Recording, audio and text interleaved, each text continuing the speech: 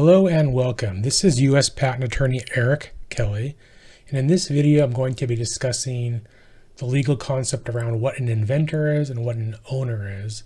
They are legally two separate and distinct concepts, and it's important to understand both of them and how they kind of interact with each other. So first of all, let's talk about inventors. And this is a very important legal requirement for any patent application in the United States. And that is that every single inventor must be named, identified, and or disclosed in the given patent application. If you fail to include an inventor, that's grounds to have an issued patent invalidated. Okay, so it's kind of a big deal.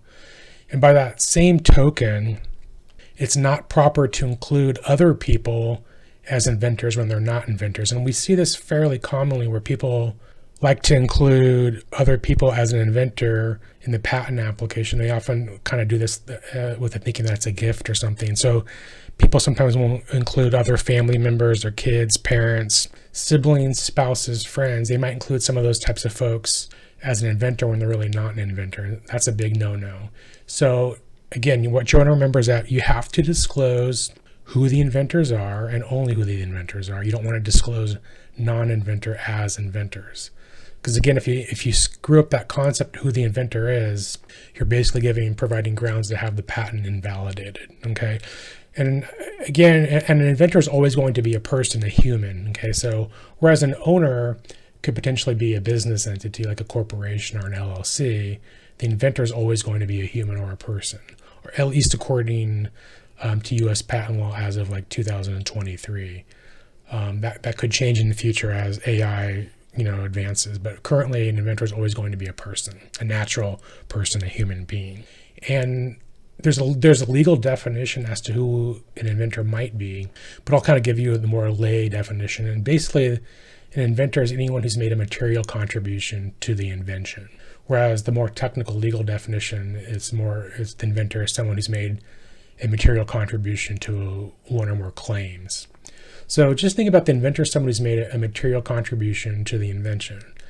And sometimes you have to distinguish between, if you're like the primary inventor or you think of yourself as the main inventor, but you've hired someone who's working under you and they're just following your instructions, they're not coming up with anything independent on their own, then that other person probably is not an inventor. But even if you hired someone to work on the project, if they come up with a material contribution to the invention, then they should be named and identified as a co-inventor or joint inventor along with the main or primary inventor. Okay. And when we're filing a patent application, we generally are going to identify the inventors in a form called an ADS, which is known as an application data sheet. And I'll show you an example of one right here. Okay, so what you're seeing here is just part of the USPTO.gov website in the patent section where we're looking at some of their forms. And we're going to look at just the typical example ADS form or application data sheet form. Just this is where you would disclose, or at least one way where you would typically disclose who the inventors are.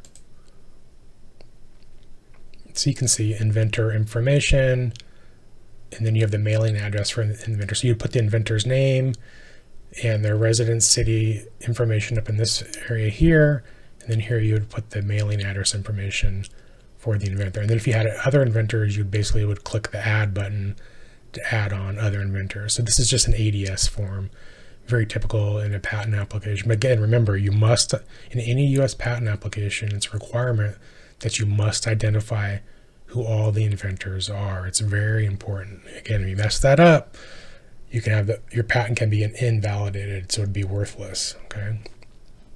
So next, and also, once the patent application is getting ready to be filed, each inventor is basically required to review that patent application, and then they would sign what's called an inventor's declaration form. So generally, every patent application for each inventor will also have a signed inventor declaration form.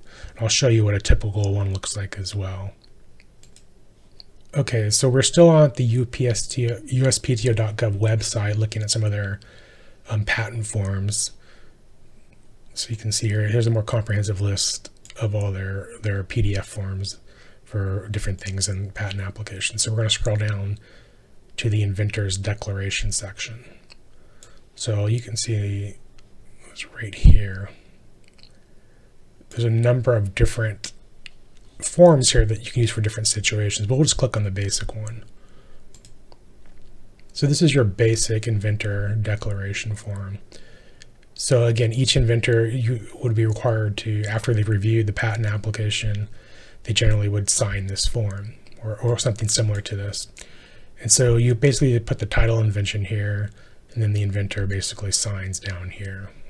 Okay, so let's talk about the owners of a patent application, or the owners of a patent, a U.S. patent application, or a U.S. patent. So the default rule with respect to ownership is that the inventor owns the patent application and any U.S. patent that might come out of that U.S. patent application. So that's the default rule. So that's the rule that's in place if there's nothing else, if there's no other written agreement pertaining to ownership. So let's say if you have two or more inventors, then the default rule would be those two or more inventors jointly or co-own the U.S. patent application and any U.S. patent that comes out of it together. And in that scenario, you can whenever you have two or more owners, you can run into some awkward situations that might be undesirable. So it's often more beneficial to have a single owner versus having two or more owners. When you have two or more owners, some of the problems that you can run into, you could have the two different owners wanting to license the patent application or the patent to different entities. That could create some problems there. Or you could have a problem where you have a patent infringement problem, and the two different owners, maybe one owner wants to sue a defendant for patent infringement, whereas the other owner doesn't want to sue for patent infringement. So you can get into some situations that create conflict. So it's often preferable to have a single owner. So to get out from that default